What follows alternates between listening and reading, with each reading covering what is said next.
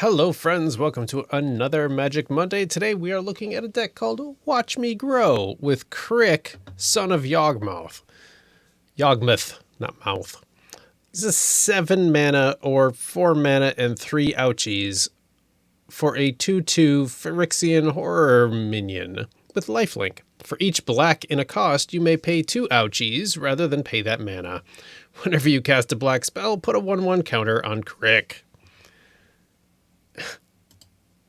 Behind the hood, 24 creatures, 41 non-creatures, average mana cost of 1.2 because the stupid idea I had was to use Crick and as many 1 mana cost things that I could find, along with a couple of other splashes of thing to make it somewhat feasible.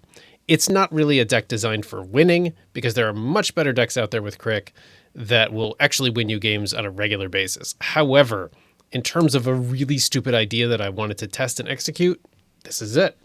So 24 creatures, no really dominant type, maybe humans with 7. 10 instants, 15 sorceries, 13 artifacts, 5 enchantments, 34 lands. 34! Super low because our average mana cost is 1. So we got a whole bunch of creatures. We got Archfiend's Vessel. We've got Ashnod here. Bunch of 1 mana cost creatures like Banehound, Bilious Skull Dweller. We've got a Champion of the Parish, just because why not? It's 1 mana. Changeling Outcast is here. We got the Curtains here. We got the Cult Conscript here. We got this Curse-Bound Witch, which I actually really like. And then we got some removal cards like Cut Down or Blood Chief's Thirst. We got some equipment like Bloodthorn Veil. We got Break Expectations, which lets us do some removal from a card, from a hand, but then they also get to like draft a card. So it's not great, but whatever. It fits the theme. Case of the Gorgon's Kiss, fantastic, but probably not helpful. That said, it's 1 mana cost. Assemble from parts so we can turn something into a zombie, but it's only 1 mana to do it. But what's the real catch here? Well, we have a Dark Ritual so that we can try to get Crick out sooner. But along with that, what's the real power behind this deck? Let me tell you. Dark Ritual, Crick out as early as possible. You're going to spend your life total down a whole bunch. He's going to get big. But where you really, and you see how many 1 mana, here, I'll actually go through that again, but a little bit slower so you can see what's in here. Like Ego Drain, we got this Pteramander, we got this flying guy here, we got this flying guy here. Font of Agonies, pretty awesome card in here. Whenever you pay life, put that many blood counters on here. 2, remove 4 blood counters, destroy target creature. Not once per turn.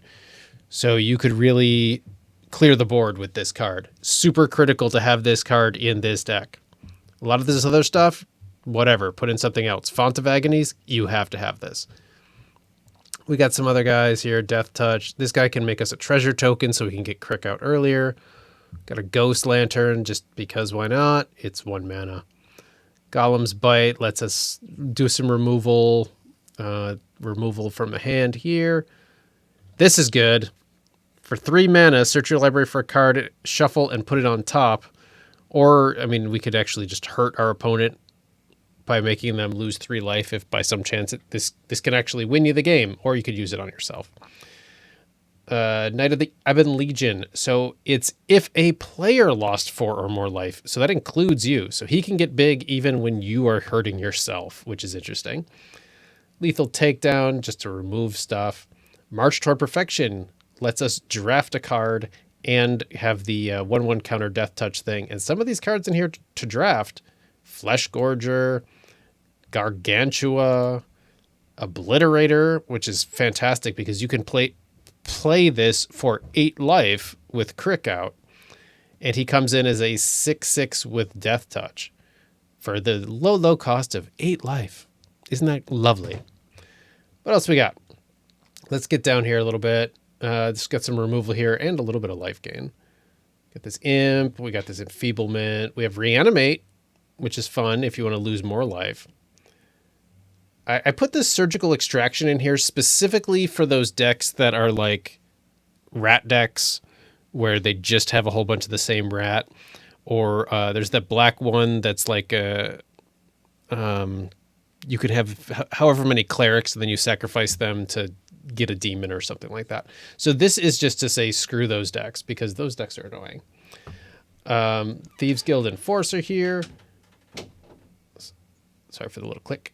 We got Thoughtseize for some removal. We got Tiny Bones in here just to have a death touchy guy. Another death touchy guy here. Can sacrifice stuff if we need to gain life. Vat of Rebirth. We can get counters on here fairly easily, and then return target creature card from your graveyard to the battlefield. But we're still not really at the power part of this. Vorpal Sword is cool. Snicker Snack, you know. Warlock class, that's fun. Here's the power. Not Swiftfoot Boots. Aetherflux Reservoir. Whenever you cast a spell, you gain 1 life for each spell you've cast this turn. And Bolas's Citadel. You may look at the top card of your library at any time. You may play lands and cast spells from the top of your library.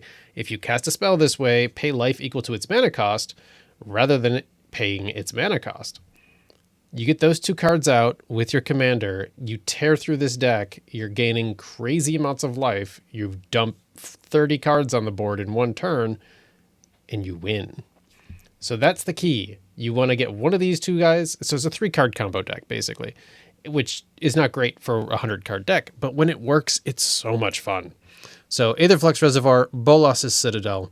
We also put out Nykthos in here, the Shrine to Nyx, because I mean, it's a mono black, so why not? But yeah, this combo here, that's the ticket. You're paying 1 life per card instead of 2 life per card, but this guy's getting bigger because you're doing black spells all the time. So you're generally paying 1 life with Bolas's Citadel, but you're gaining more life than you're spending with this reservoir. And you could play a land 1 time to keep the deck going. This is also really nice to put on the commander because it basically doubles the amount of 1/1 counters, essentially. And he's lifelink, so you know that helps too. Anyway, that's the deck. It's really dumb. It's not easy to win, but when you do win, it is so satisfying. And again, there are much better Crick Son of Yawgmoth decks out there. Go copy one of those if you want. But I saw this card and I thought, let's do something stupid with it. And we did. So I hope you guys enjoy this episode. This is the deck, again, Watch Me Grow, with an average mana cost of 1.2. If you do enjoy this video, please give it a thumbs up. Let me know what you think. As always, be kind to yourselves, be kind to each other. Let's get to some games.